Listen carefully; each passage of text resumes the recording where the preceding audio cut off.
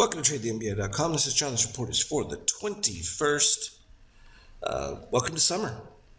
And as I was talking about, here we're sitting at 37.43. In the other day's video, I said once we got over 37.20s, that would be a signal for continued push up. And sure enough, spot on with that. So, not surprising.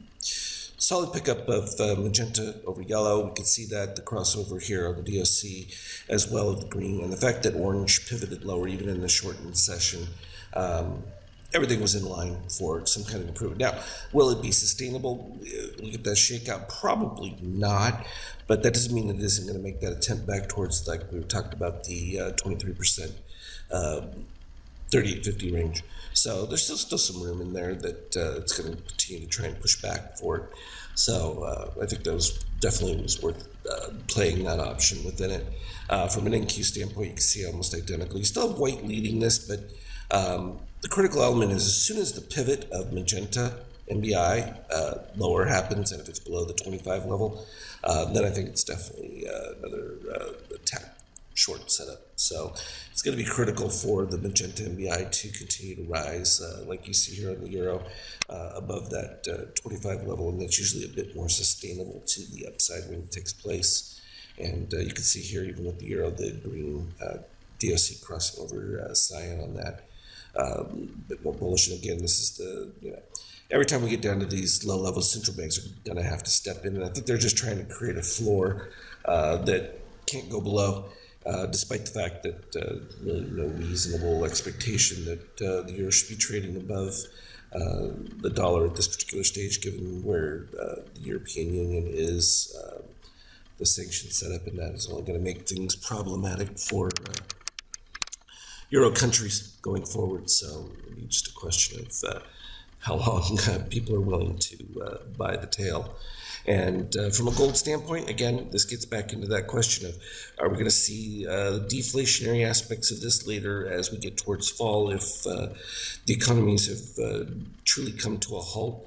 I think that first GDP reading coming up here shortly is going to give us pretty much the answer to that. It's pretty clear from my read of how economics work that you pretty much had stalling of the U.S. economy that started in March, but there was so much lead that really wasn't as noticeable. But when they get the numbers that we either slightly positive or move to even a zero growth is highly possible. And if that's the case, that's going to ring alarm bells for everybody. And I think that will probably be a net positive for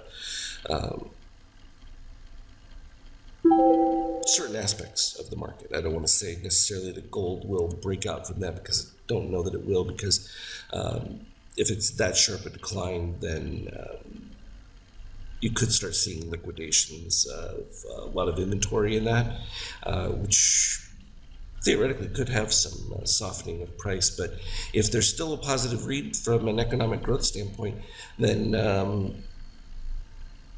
the weathering of that may be enough to push gold higher at that particular stage. Oil still over that 110 here, this particular stage.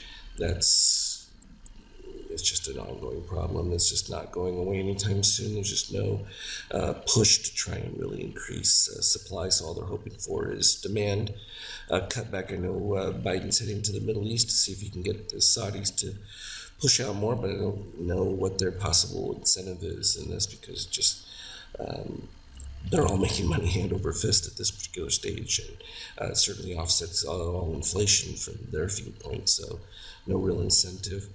From a treasury standpoint, of course, we're going to be watching to see how much of the Japan, China, how much of a decrease in their holdings of U.S. Treasury, and whether or not this bifurcation is split towards a Eurocentric trade with Russia, China, India, and that is really starting to bite into the dollar homogeny. So that takes time, but it's definitely a possibility.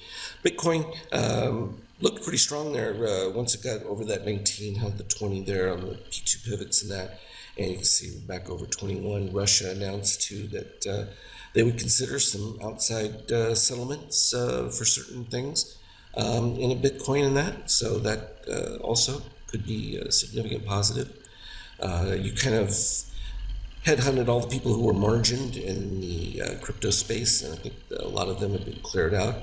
So that really kind of supports the idea of a new build in the crypto space. I think that's worth paying attention to. So weigh that in your minds for what that's worth. From a 50K standpoint, you can see the turnaround that took place right here on the pop after having the dip come through.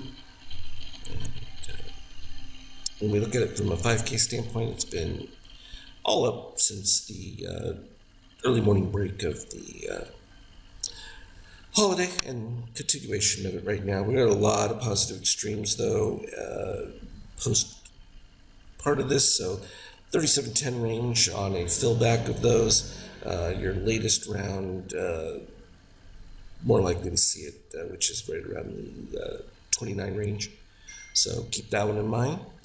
I'll continue to do postings, feeling a little better today, so hopefully we'll get things back to normal. As always, though, trade well. We'll talk again later. See you on the Skype chat.